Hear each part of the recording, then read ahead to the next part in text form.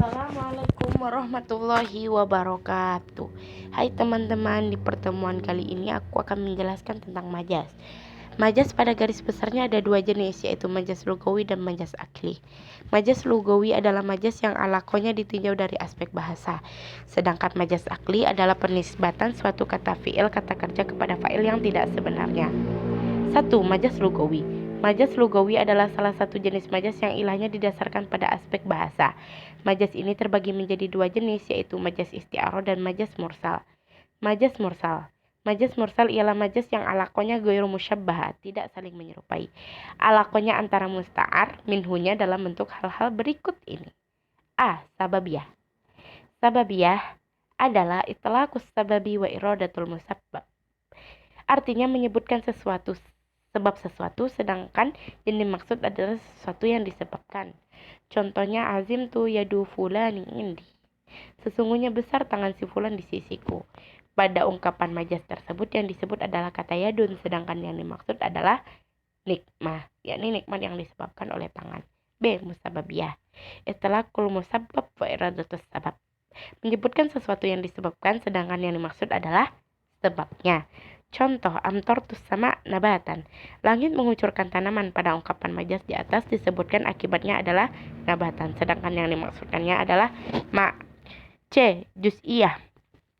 Itlaqul juz'i wa iradatul kulli. Menyebutkan bagian dari sesuatu, sedangkan yang dimaksud adalah keseluruhannya. Contoh, arsiltul uyuna litatlu'ul ahwalil aduwi. Saya mengirim mata-mata untuk mengamati keadaan musuh. Istilah juz'iyah dalam linguistik umum disebut majas pars prototo. D. Kuliah. Kuliah itlaqul kuliah kulli wa iradatul juz'i.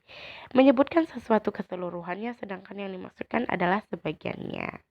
Majas mursal jenis ini dalam linguistik umum disebut dengan istilah majas tutim proparte. E. I'tibaru makana. I'tibaru makana sebagai salah satu indikator majas mursal adalah menyebutkan sesuatu yang telah terjadi, sedangkan yang dimaksudkan adalah yang akan terjadi atau yang belum terjadi. Wa atul yatama amwalahum, dan berikanlah kepada anak yatim harta benda mereka.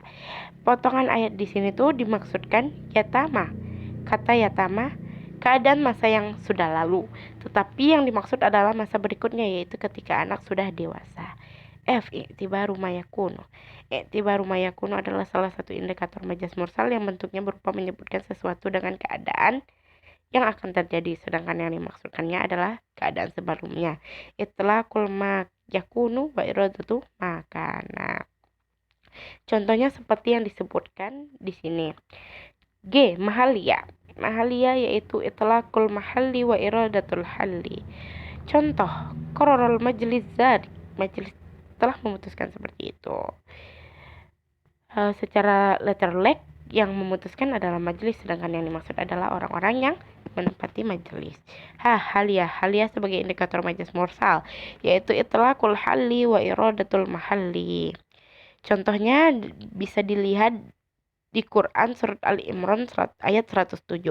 Pada ayat di atas tersebut ungkapan fafi rahmatin, sedangkan yang dimaksudkannya adalah tempatnya, yaitu surga yang di dalamnya ada rahmat. I. Aliyah. Aliyah sebagai salah satu indikator majas mursal adalah apabila disebutkan alatnya, sedangkan yang dimaksudkannya adalah sesuatu yang dihasilkan oleh ayat tersebut. Contohnya di dalam surat Al-Maryam ayat 50. 2. Majas akli.